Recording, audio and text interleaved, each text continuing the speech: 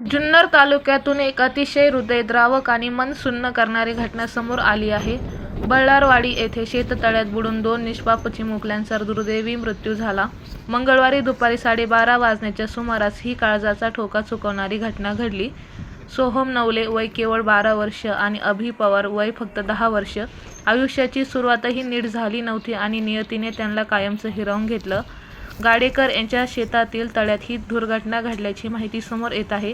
घटनेची माहिती मिळताच पोलीस आणि रेस्क्यू टीम तात्काळ घटनास्थळी दाखल झाली. मात्र दुर्दैवाने दोन्ही चिमुकल्यांना वाचवता आलं नाही. या घटनेमुळे संपूर्ण गावावर शोककळा पसरली आहे. घराघरात हळहळ व्यक्त केली जात आहे आणि प्रत्येकाच्या मनात एकच प्रश्न, इतक्या लहान वयात अशी दुर्दैवी वेळ का यावी? ही घटना केवळ एक अपघात नाही तर प्रत्येक पालकासाठी एक गंभीर इशारा आहे. चिमुकल्यांवर लक्ष ठेवा. पाण्याजवळ, शेततळ्याजवळ त्यांना एकटे सोडू नका, कारण एक छोटा निष्काळजीपणा आयुष्यभराचं दुःख देऊन जातो.